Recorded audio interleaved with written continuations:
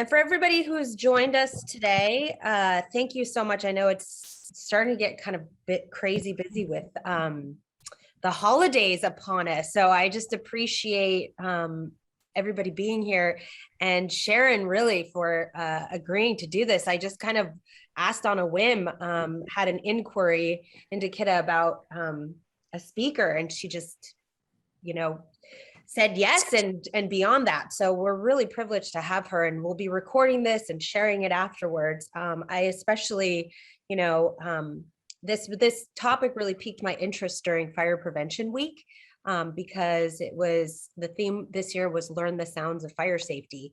And so what that really entailed was knowing what the sound of a smoke alarm sounds like, how it's different than a carbon monoxide alarm, what it means when it beeps, and then as well, just general knowledge about smoke and carbon monoxide alarms. I talk about them all the time, so I just assume everybody's on the same page as me, but that is not the case, and I have to be reminded. So we have an expert here who also has a passion with for furry animals. So she's going to share some of her tips and knowledge on that too. So we're very grateful to have you, Sharon. So glad to be here.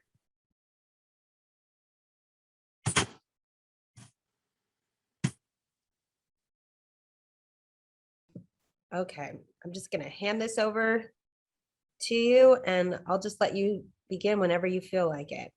All right, well, let's get this started because I have a lot of slides and a lot to cover. So here we go. Welcome to Kidda's how-to series on smoke and carbon monoxide alarms. And I happen to be having a technical difficulty, so stand by. All right, here we go. So just so you know, this is me. I am here. I have been helping educate consumers and some fire service as well on fire safety for many, many years. I have been featured across North America in a variety of publications and TV shows like Cameron Hall and Good Housekeeping. I am very proud to say that I'm featured monthly on KGO, or ABC Bay Area's Midday Live. So that's one of my very favorite things to do. I love your area there. So, and I also created, I think you all know by now that I am a dedicated, loving mother of a four-legged pet. So we created Pet of Fire Safety Month as well in order to help keep every member of the family safe. All right, so today's agenda, we'll just touch very briefly on who is Kidda. And by the way, in case you're wondering, we get this a lot. How is this pronounced? It is Kidda. It is not Kidday. It is not kid or kiddie. It is Kidda. I often tell people that to remember this, like, duh, I should have bought Kidda. So FYI, just in case you're wondering, we're going to cover a few smoke alarm basics, how to choose.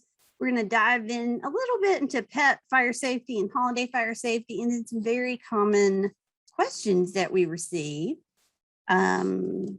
All right, so a little bit about Kidda. Basically, Walter Kidda is our founder.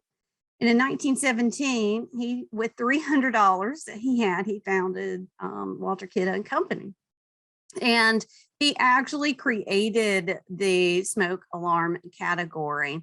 He created the very first system. So through the years, we've continued to grow and evolve and add new product lines and new technology. And we are now a part of a Carrier Corporation. You may recognize them, probably most commonly associated with like air conditioner and HVAC, but we are definitely a Carrier company. We're very proud of our association with Carrier.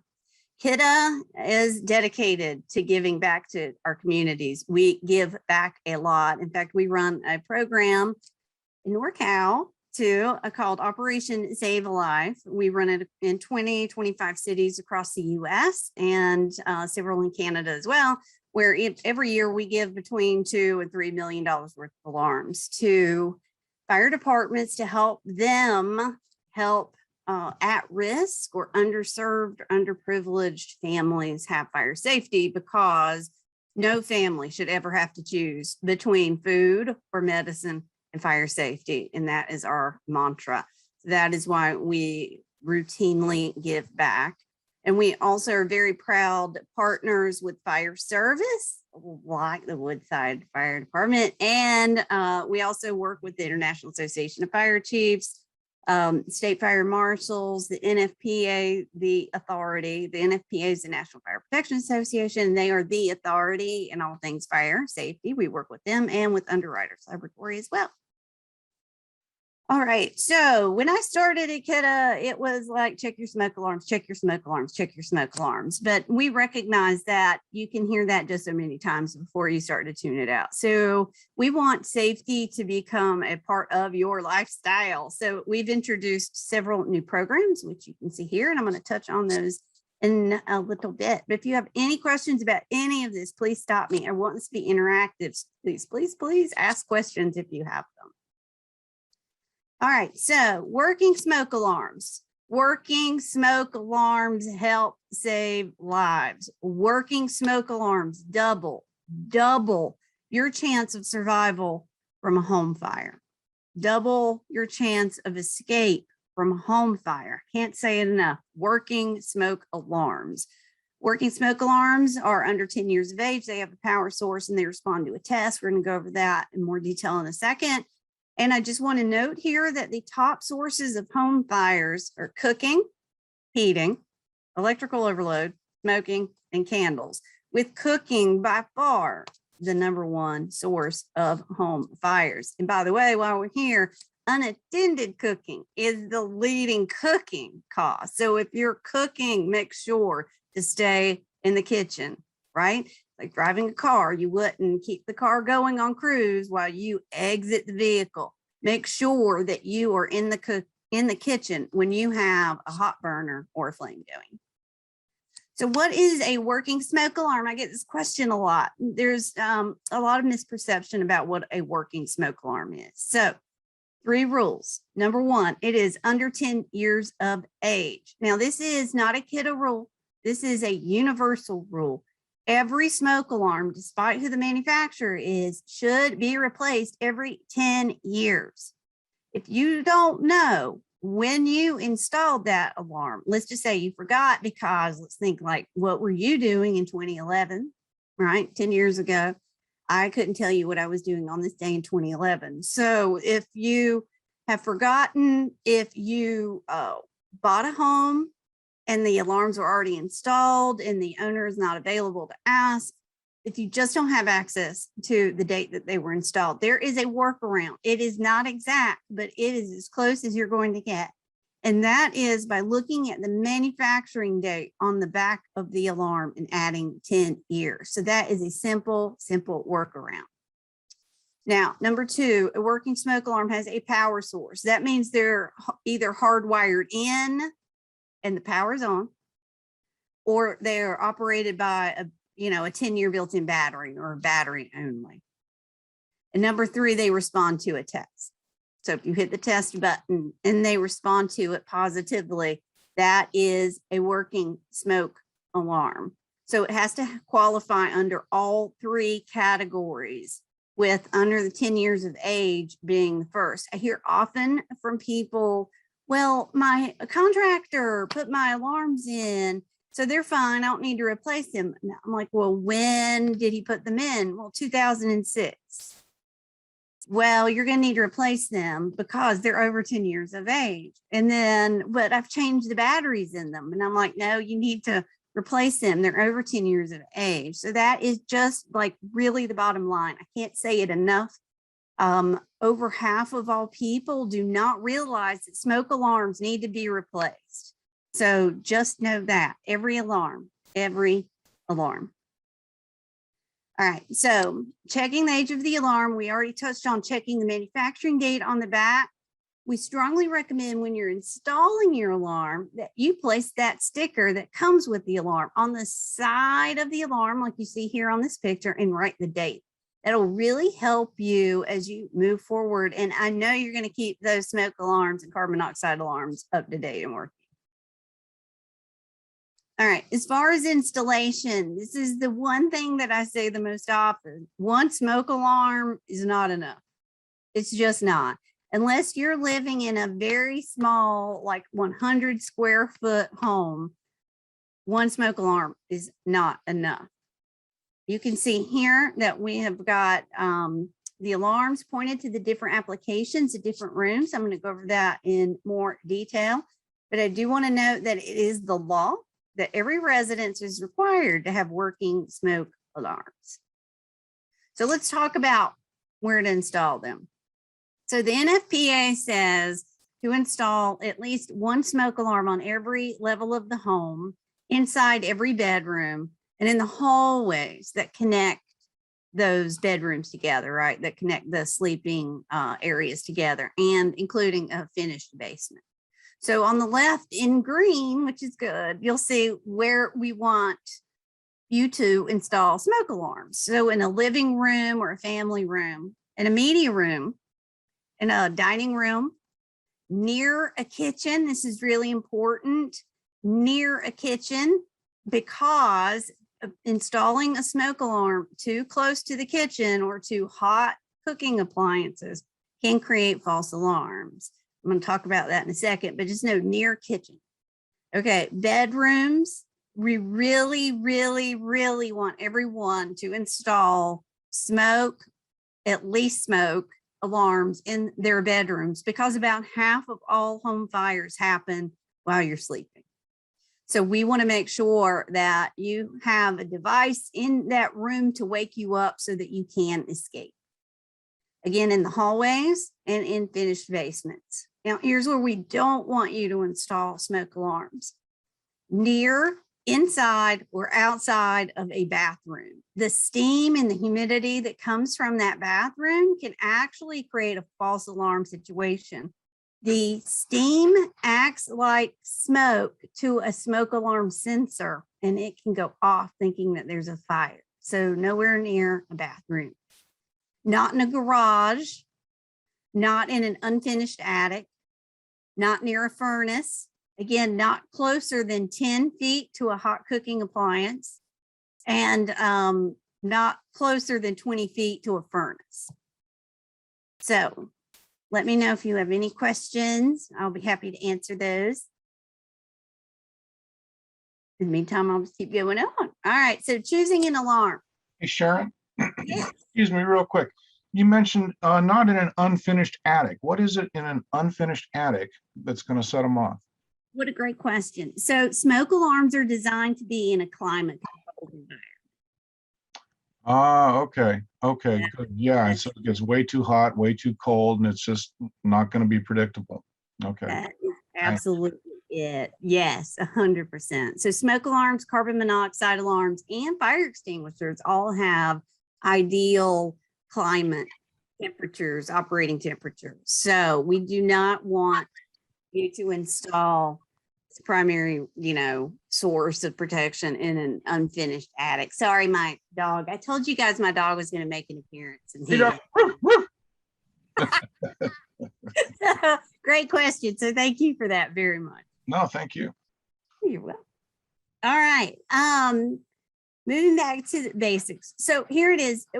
And we understand this. When you start shopping for a smoke alarm, there's a million options, and trying to differentiate like which one is what and what they do is it can be quite cumbersome. So we split this down into two very simple basics here. So there are two types of smoke alarms right now on the market. One is an ionization and one is a photoelectric. Now the ion in the left, you'll see, is experts think that ionization smoke alarms sense fast flaming fires faster. A fast flaming fire would be like something from a grease fire in your kitchen.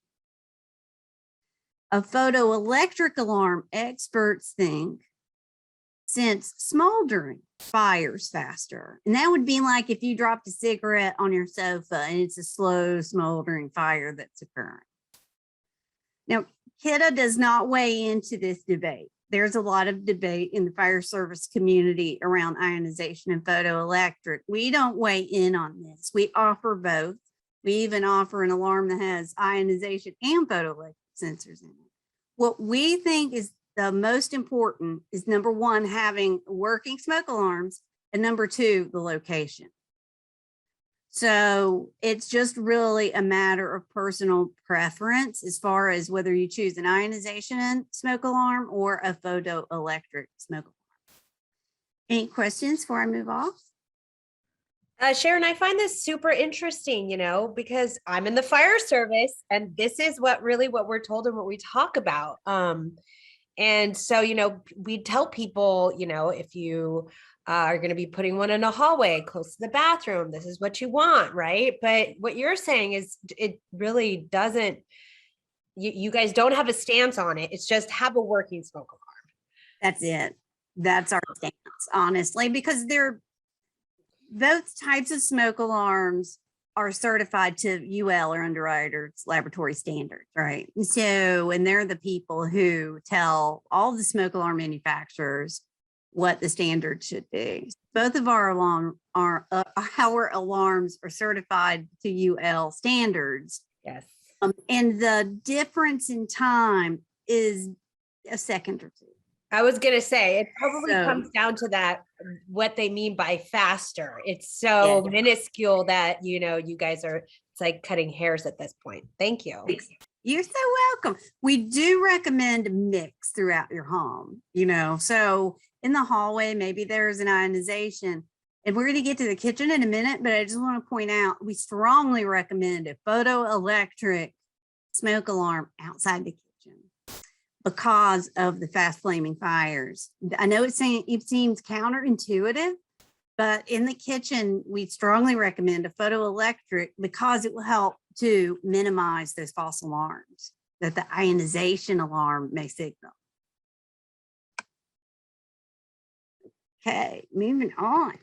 All right, so when you're shopping for a smoke alarm, there's really two power sources.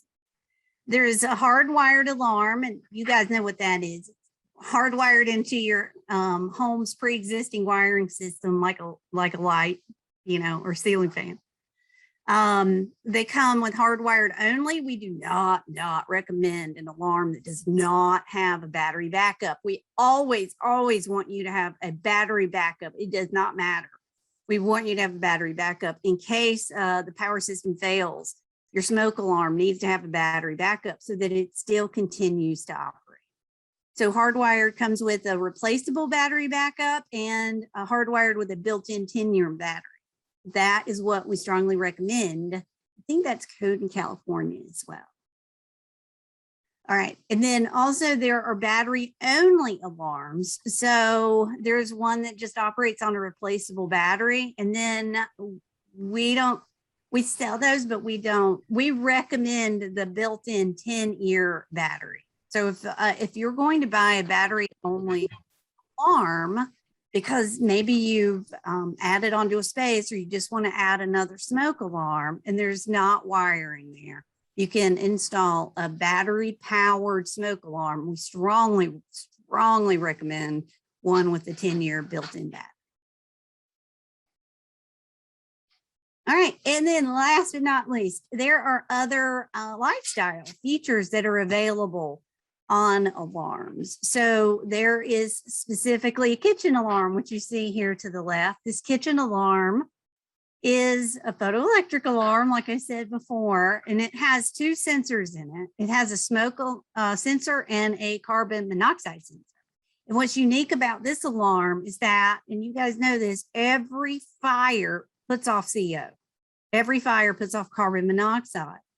So every real fire puts off carbon monoxide. So we have two sensors in this one alarm and they talk to each other. So if you burnt your toast and the smoke sensor said to the CO sensor, fire, fire, and the CO sensor says there's not an elevated level of CO, so it wouldn't go off.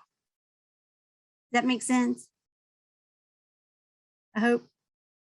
All right. So also there are interconnected alarms, which we love. We love interconnected alarms. It is the standard. It is gold standard. We can't say enough positive, wonderful, warm things about interconnected alarms. They are fantastic. A safety light is a light typically in a hallway alarm that helps guide you and your loved ones out in case of smoke. So typically you'll find it in a hallway light. And if you think about a fire that happens at night or even during the day, the smoke is thick and dark and it makes it hard to see. So that hallway light or the safety light can help you find your way out in case you get disoriented. There are voice alerts that say fire, fire, or carbon monoxide, carbon monoxide. There is a combination, a standalone combination, 2 in 1. We have a strobe light, typically used in ADA applications. And even if you have a replaceable battery alarm, one that has a front load door so that you don't have to climb the ladder all the time. Any questions up to this point? Y'all can drop questions. I have a question. What about the attachments that people get to put under their pillow, right, for the hard of hearing? Yes, bed shakers. Yeah, the bed shakers. Are those just made by a totally different company and then they work with whatever smoke alarm you choose, or do you guys have them? We are planning to launch them soon. We do not have them right now, but they are accessories that you can add to, yes, for those homes with hard of hearing. And then I think my other question is in terms of the voice alert alarms is I always have been told and heard that for children in particular, you know, they're much more responsive to a voice than they are an alarm, and that in particular being a parent's voice to waking up. Otherwise, it's very common that they'll sleep through it. Is that something that you guys are looking into in terms of being able to record a voice, your own voice on an alarm? So it's a great question. So we used to have that record your voice alarm, and we discontinued it because you know that UL has certain standards for the decibel and how it is to be presented in case of an emergency. And we found that we could control the quality with recording your own voice. You know what I mean? And so we do not have that anymore. We do not recommend it. We do recommend in the bedroom alarms with a built-in voice alert that do say fire, fire. And you're right, children are still learning how to process what that typical sound of a smoke alarm, you know, means to do and to become alert to it, to wake up to it. So we do strongly recommend voice alerts, especially in children's bedrooms. Great, that's awesome. I just have one more request. If you could just move your mouse from the top of the screen because it's cutting off. Sorry, thank you. You're fine. I just noticed that. Thank you. You're the best. No, you're the best. Thank you. Okay. All right. So now you've decided that you need some new smoke alarms. And it's not as complicated as it may seem, because there are a whole bunch of options on the market, but it really comes down to 3 main decisions. Number 1 is what type of alarm sensor do you want? Do you want the ionization, or do you want a photoelectric, or do you want to mix it up throughout your home? And again, I just want to point out, near the kitchen, we strongly recommend a photoelectric alarm about 10 feet or 3 meters away from any hot cooking appliances. Because, I mean, it's no fun to cook your Christmas meal and you have to stand under the smoke alarm and fan it with a newspaper, right? And the last thing we want you to do is to get up on the ladder and yank it down or disconnect it. So again, just, you know, some proper placement and proper choices can really, really help with those false alarms. In the bedroom, your great questions already covered that. We strongly recommend photoelectric with voice alerts. And in the hallway, this is a great place to mix it up. You know, do you have photo E in the bedroom? You want to put ionization in the hallway? That's a great choice. I will say as a caveat, and I'm not trying to like muddy the waters here, but I will say that in June or July of 2022, that UL has a new standard coming out, and that standard will kind of erase the photo E and ionization question. So we can talk about that hopefully at another time when they release. It's called UL 217 8th edition. And so we can talk more about that later. But just know that there's a new sensor on it. All right. So your second question is, what type of power do you want? You know, are you replacing a hardwired alarm? Do you have a hardwired alarm, or are you adding to a new location? You think maybe might have a really long hallway and I want to add a second alarm to it. And maybe that's just a battery powered 10-year battery. We strongly recommend. I can't say it enough. All right. And then number 3, this is probably the most difficult, is choosing those other options that we've already talked about: interconnection and safety light and voice alert. And it's really personal preference. I will say that local codes are always the foundation for every decision. So always check local codes to make sure that you're code compliant, and then start adding on from there. I will say that, again, I'm going to come back to interconnected alarms, how much we love them, because the average escape time from a house fire can be as little as 2 minutes in today's environment. It's between 2 and 3 on average, but it's as little as 2 minutes. So the more time you have, the better your chances are of being able to escape. And interconnected alarms, interconnection with your alarms is the fastest, earliest notification possible right now.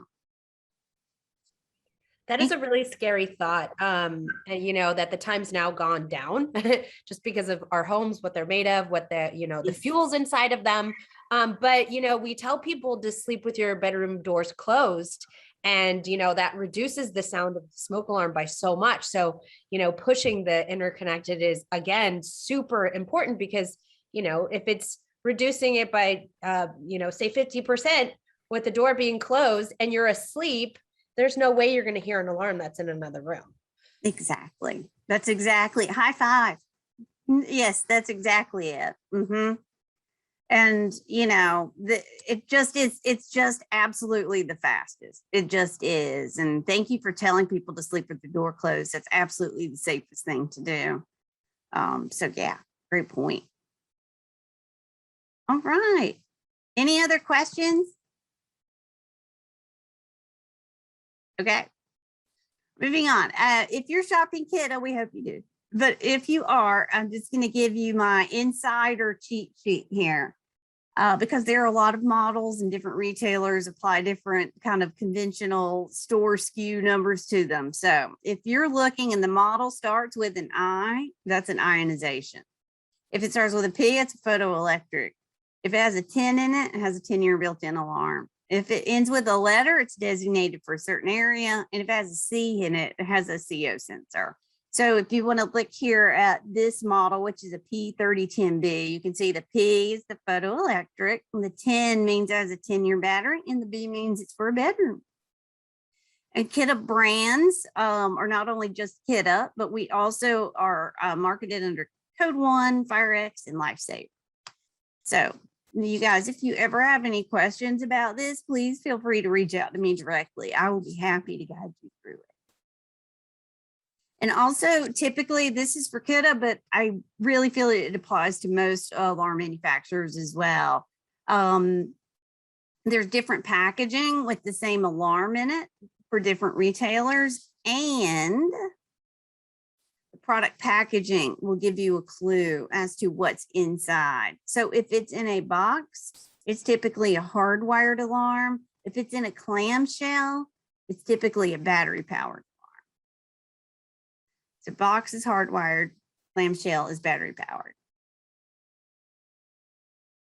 All right, any questions before I jump into my very favorite subject in the planet, pet fire safety? Okay, So pet fire safety. Kidda is proudly the founder of Pet Fire Safety Month. And here's the background. We realized in 2020 that pet adoptions really skyrocketed. So they went up between 40 and 700% year over year, depending on where you were in the country. But the pandemic definitely had an impact on pet adoptions in a positive way. More pets were being rescued, which was fantastic. But we also realized that there were a whole bunch of new pet owners that really might need some help. So we put out this little 30-second PSA, which I'm going to play for you now, and I hope you like it. Here we go. Pets, full of love, tails wagging, they're there for you no matter what. At Kidda, we love pets too, so let's keep them protected.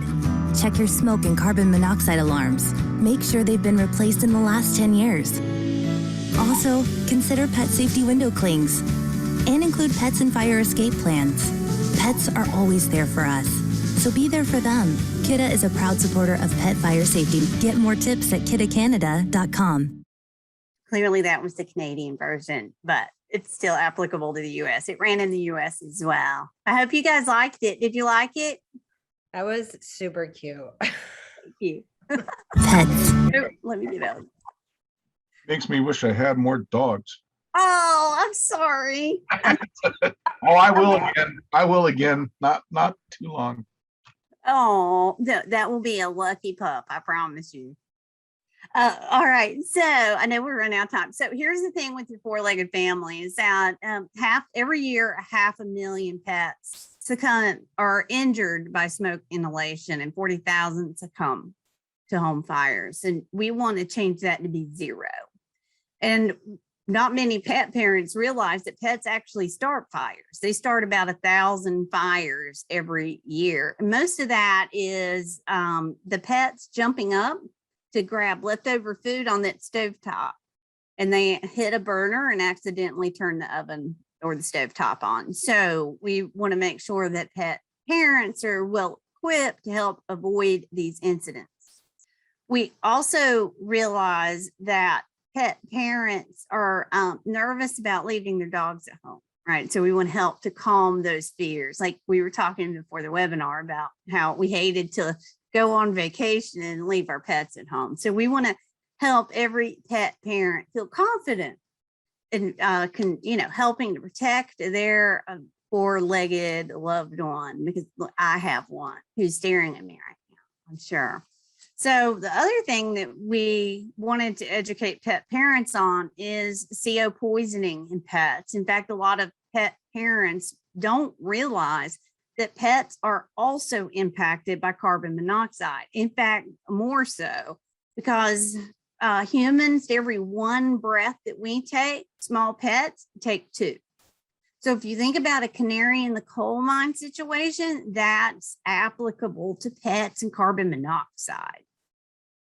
And for me, what's the most frightening is that pet CO toxicity symptoms are so non-specific.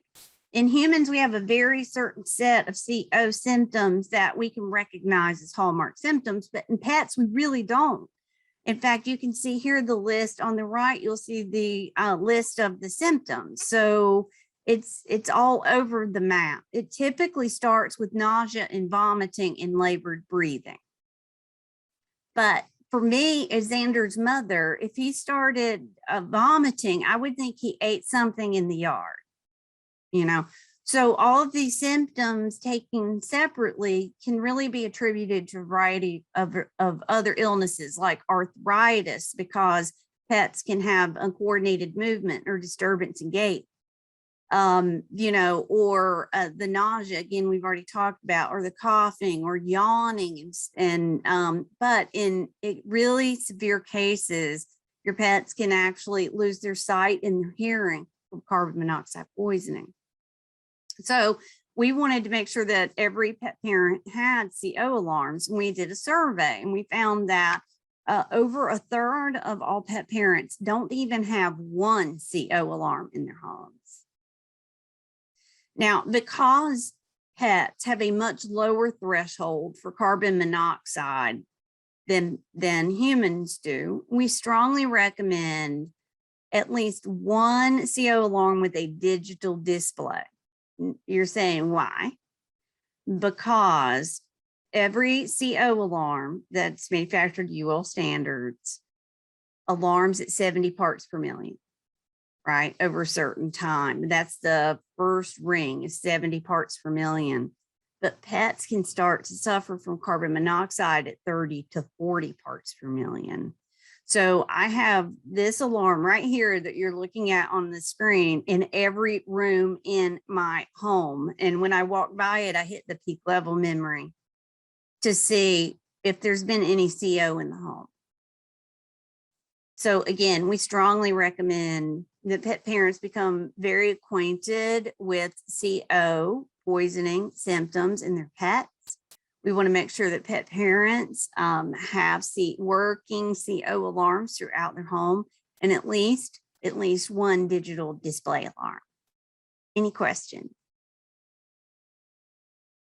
That's all great information. That was just, I had the whole time I was sitting here behind the screen going, wow, I did not know that. I did not know that. Wow.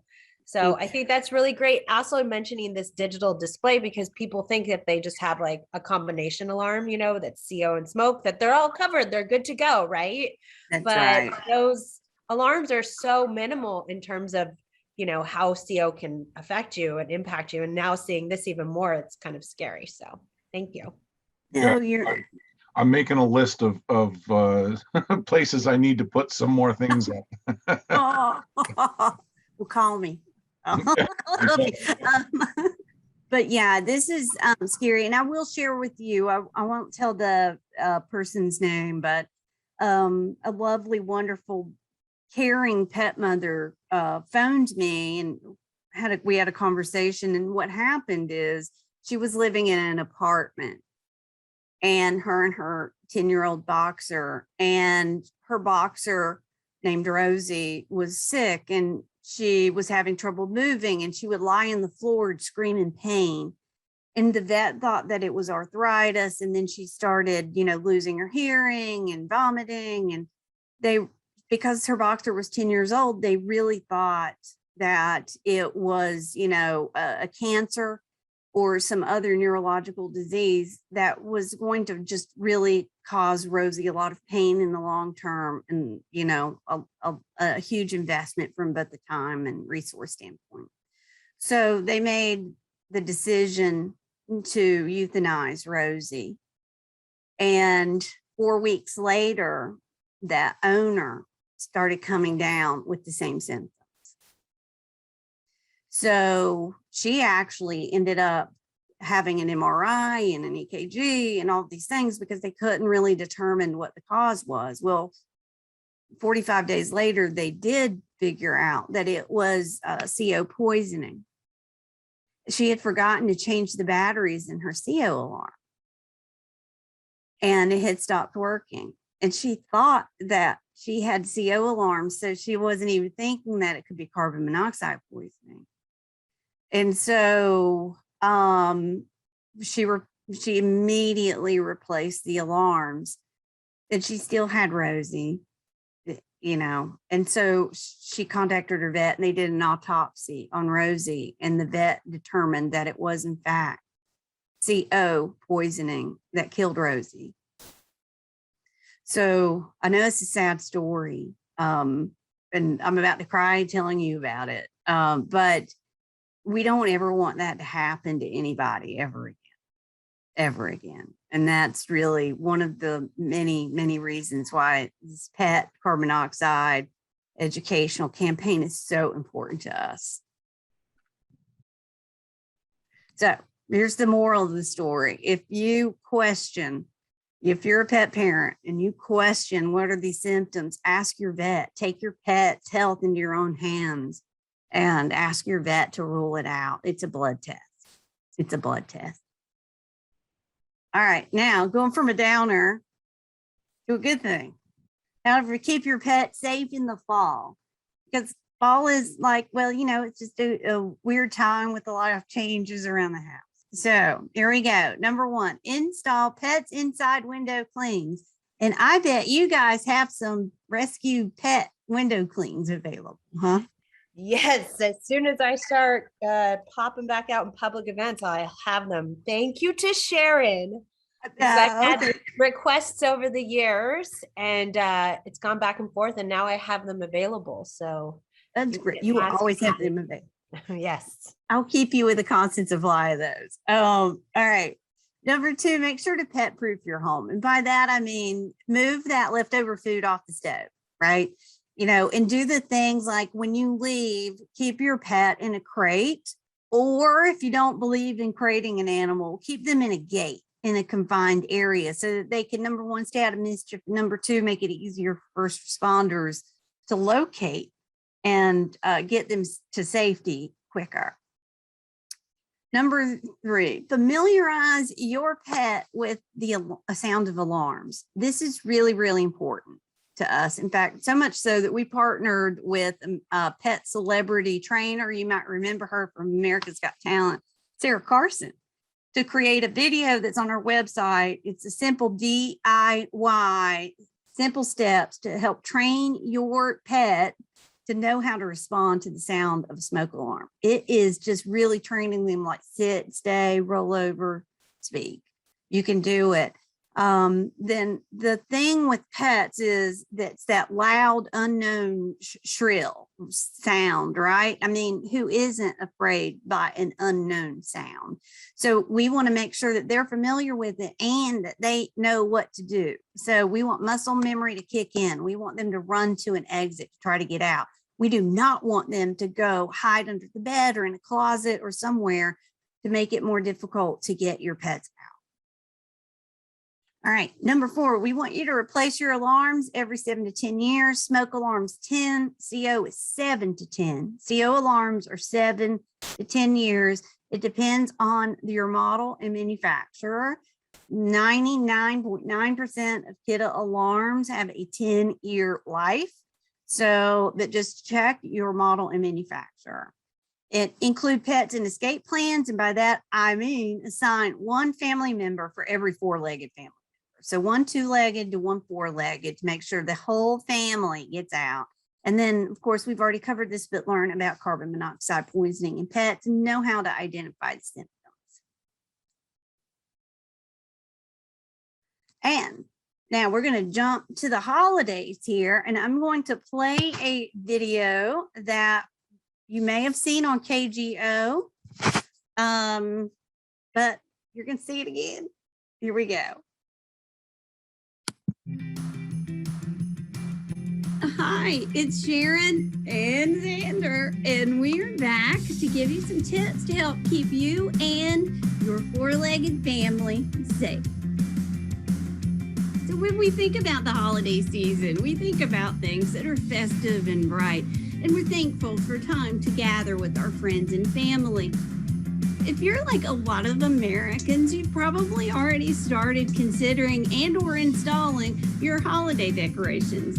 Here are just a few tips to keep in mind when you're making your space festive. The first is your Christmas tree lights or your decorative lights. Inspect them before you put them up. Make sure that they aren't frayed or worn out, etc. Also consider LED lights like these. And here's the final tip on these lights. Don't plug more than three of these together. We don't want you to cause an electrical overload on your outlets. A lot of people like to include candles in their holiday decoration. They give a lot of ambiance and warmth to your environment.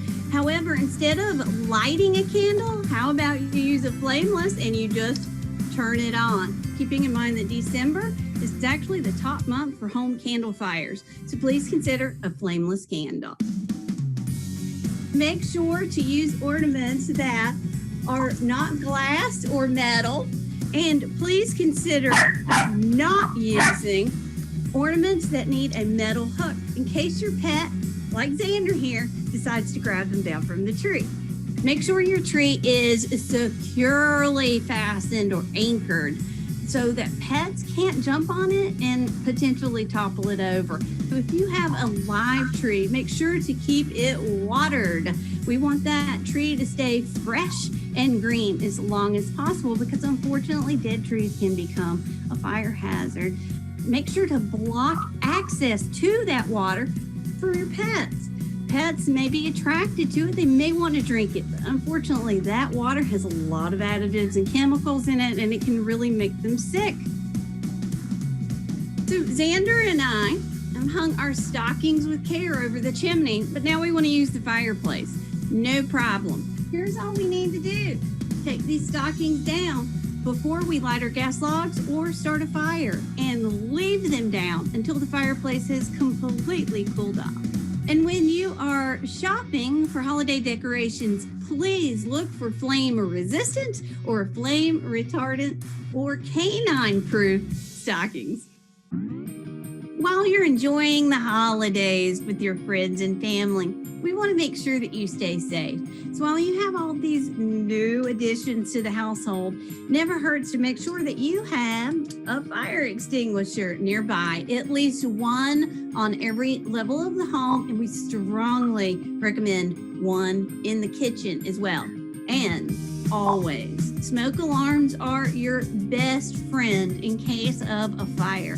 So make sure that you check your smoke alarms and replace them at least every 10 years. And last but not least, CO alarms. Make sure that you have these, that they've been replaced between 7 and 10 years. Make sure that you have them throughout your home, at least one on every level and outside of sleeping areas too. From me and Xander, we wish you, your two-legged and four-legged family members, a very happy holiday. Okay, thanks for watching my video. Your dog is super cute. Did you train them to do that? It was so cute. Thank you. Did you notice his bangs? I was gonna say, what's his hair about? What's his hair about? He wants to apologize for his bangs in that video. He had a bad cut that day. I had nothing to do with it other than I paid for it, but he wants to apologize for his bangs in that. There's so many really good tips in that. That's great. We got a question in the chat box. First, if we could get that link to that pet alarm training video, that would be awesome if you could get us that link. And then we had somebody ask what your thoughts were about smoke masks for dogs, because we live in a really high wildfire risk area. And so someone was just asking if you had anything to say about that. I do not have anything to say about it. I probably, if I lived in the smoky environment. Right. Yeah. Yeah. From a personal standpoint, I would probably, I just wouldn't want to restrict their ability to breathe, because they could breathe. That's just my personal, not a kiddo. But that's a great question. I know, unfortunately, we've been having to deal with so much smoke the past several years. It's a normal thing. I mean, I can't. So I'm sorry for that, you guys. I strongly recommend, in the presence of wildfire smoke, tighten up the homes, make sure that you have indoor air quality sensors, and make sure that you have CO alarms throughout your home. And I do want to mention here, in case you guys don't know this, is that CO it really goes wherever it wants to go. In fact, it can travel through drywall. So I have one in every room, because I have seen it happen where it does travel through drywall. You can have two rooms side by side, and one on the left can have 0 carbon monoxide, and the one on the right can have a lethal amount of carbon monoxide in it. So just be super aware, especially for those people who live in multifamily residences where they have an opening wall. That's shocking. I did not know that. Well, yeah, I was shocked too, I'm going to be honest. But yeah, it's actually happened in the Bay Area before where it skipped an apartment and it went to the next apartment. And just really, CO travels, it weighs basically the same as air. A lot of people think that it's heavier than air. It's not. It doesn't collect at the floor. It basically weighs the same as air, and it goes wherever air goes. So wherever air is in your home, there is a possibility that CO could be there if there's a CO leak. So we just want to make sure everybody knows, you know, how to protect themselves. So I'm just gonna, I know we're out of time. I'm just gonna fly through these holiday tips. So, You know, I just want to interject right there that CO is a smaller molecule than the oxygen in the air. So it'll get through stuff that oxygen won't pass through. It's an amazingly tricky little molecule. You are a genius. Thank you for that. That's Oxygen in the air is two oxygen atoms together, and carbon monoxide is one carbon and one oxygen, and carbon is a smaller atom than oxygen. So yep. it's going to go where oxygen won't. That's exactly it. And it goes wherever oxygen can. Yeah. So, and that's the thing that I try to really impress upon people when I'm talking to them is that CO, you know, when you think of smoke, it rises. You know, you can, like, if I said smoke to you right now, you're seeing it rise in your head. The CO doesn't do that. It just goes, really, it's unpredictable. And, you know, I oftentimes have this conversation with people, like when I'm on the aisle at retail at the Home Depot or whatever, and they'll say, oh, I have a CO alarm next to my furnace, so I'm fine. Right. And I'm, no. In fact, we want you to move that CO alarm away from your furnace.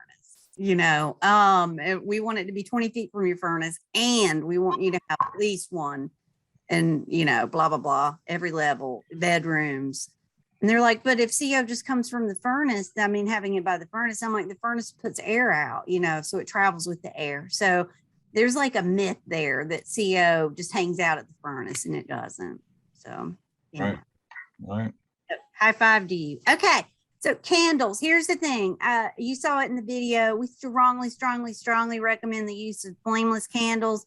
Pets love candles. Candles get tipped over. Candles light trees on fire. Candles light your furniture on fire. We love flameless candles. We want you to have a fire extinguisher in case you have a candle. Holiday lights. Here's the thing with the lights. I said it in the video. Please do not string more than 3 lights together, especially if they're incandescent. You could cause an electric overload.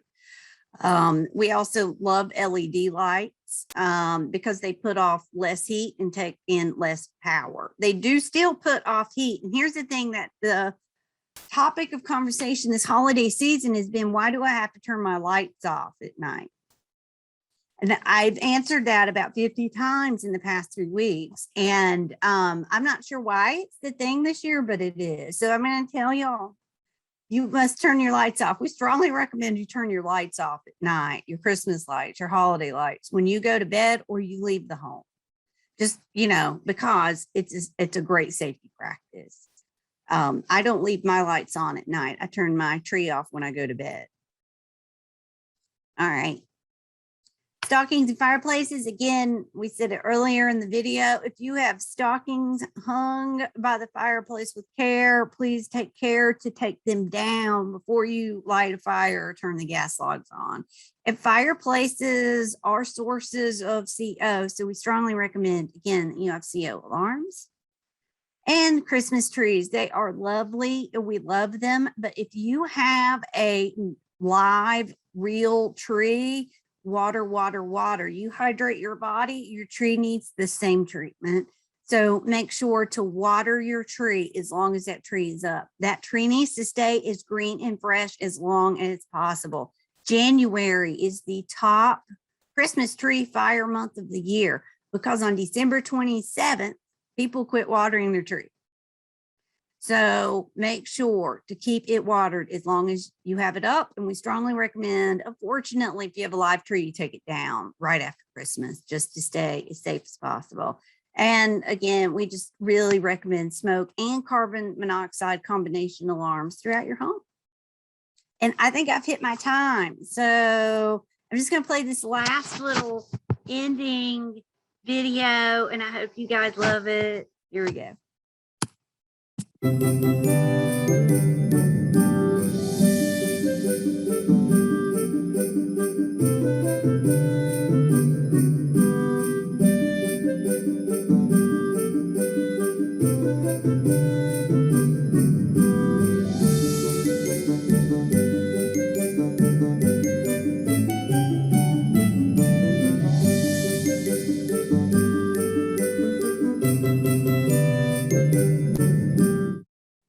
So happy holidays from Kidda to you guys.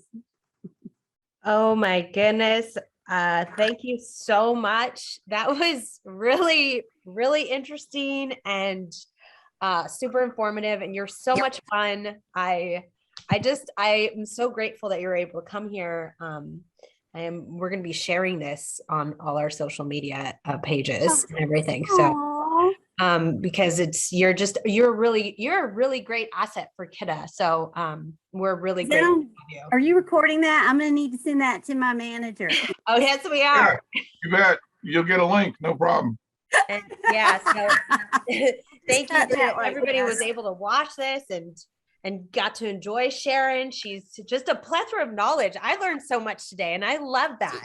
Oh, thank you so much. I really appreciate the invitation. I love talking about this stuff, especially under the lens of a pet parent, right? Yeah. So much to know and learn and everything about pet safety. And so It makes you, a little bit more aware. I'll show you my pet now that I have her here. She's a hairless cat. So, Little Sphinx. yep. she's so pretty. Yep. She's meowing at me because she's hungry. So it's just in time for her dinner. I got that from Janet. That's great, man. Let me just show you. I almost put Xander's Christmas bow tie on him. Oh, but Oh, look, his theme is Xander. perfect. Xander, oh, there you go. Yeah, right. Bark Thank dog you. kisses mom. Xander the love bug. That's his Oh team. man. Yeah. Like, but he's a lover. He has new bangs. See, aren't they better? He's quite the actor too. You guys are That's so a- amazing. Yeah, so if we could just get that link, that would be great. Yeah, I'll push it out absolutely. and make sure I push it out to the people and then share it too on our groups and our forums, because I think, and as well too, if we could get your PowerPoint or your we have it recorded, but I think the videos in there are great. So if there's a way you can just put them in my email as links, I can easily just kind of create a follow-up sheet that I can post for people to watch, because they'll like them for sure. Yeah, yeah. Oh, I gotta say too, that, I always find the most valuable thing from a presentation like this is all the little tips and tricks, the practical things that you can put into your bag of stuff to do. And you are just all about that stuff. And, I'm going to be watching this recording and stopping it to make my list of detailed stuff that I want to pick up on here. It's just fantastic. So I feel safer knowing you. Art, thank you for that. I appreciate. Thank you. I want everyone, consumers often fire safety doesn't feel like so exciting, it doesn't feel, you can feel a little put off by that term. So I want everyone to know it's really achievable and doable. It's not as complicated as it may seem. So thank Very you. abstract thing until you're on fire. Let's hope that never happens. I appreciate all this, all the kind of knowledge and kind of myth, like mythbusters and debunking of stuff, because for me, especially, some things we just say in the fire service because everybody's just said it. And, it may not be true. And so when we have people that has like fact-based information backing it up, it's nice to go, okay, no, this is actually what it means. And this is, so stop being so, people get so fixated on the wrong things. So we appreciate it. And you were wonderful. And thank you so much again. So, Well, when it comes to the fact that this is really abstract to a lot of people, I try and tell folks, don't think of this as something that you're doing every day because you're going to be on fire tomorrow. This is insurance. yes, This is just like you spend a little bit of time buying insurance. You're really spending just a little bit of time getting these little backup things, the alarms, the fire extinguishers, and making sure that you know where they are. And it's just insurance. So totally it really is. And just a little planning, just a little, can really help, goes a long way.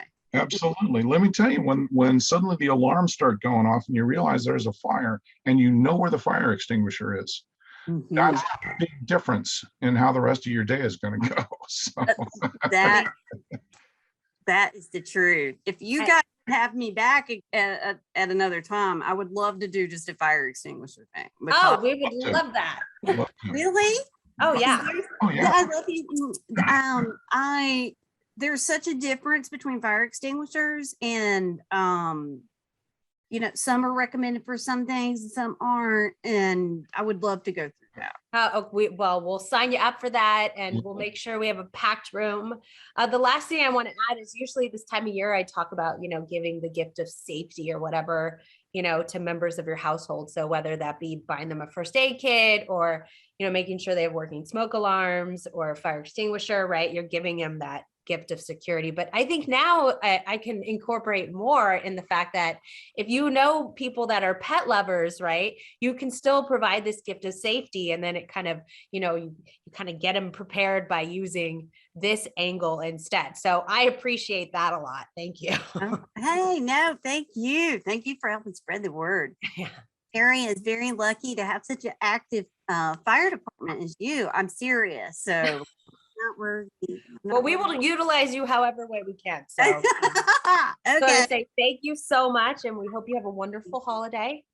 Thank you. Back at you. We're going to be setting up that fire extinguisher. Yeah. It'll It'll be Chip and I who coordinate that with you, but I think that'll be great because we get a lot of people that want to know this information. That was kind of like second up was fire extinguisher. So if you're up for it, then we would love to have it. Thank you. Be up for it. We've got a lot to talk about there. Size matters. Fire extinguisher. There's a lot to talk about. So How do I find your stuff on KGO? You said it was on KGO, right? it is. It should be on their website. Or you can Google it. It's on their Facebook. Yeah, I got you here. I found it. Okay, Okay. great. Fantastic. And then Well, we'll just sorry get the it's pet watching. training one. Thank you. Thanks so much. Thanks, you, everyone. guys. Holidays. Happy All right. holidays. Happy holidays. Yes. Take care. Thank you. This was fantastic. Thank you You're great. for you guys. Thank you for inviting me. Yes. Okay. Bye. Bye now. Bye, guys.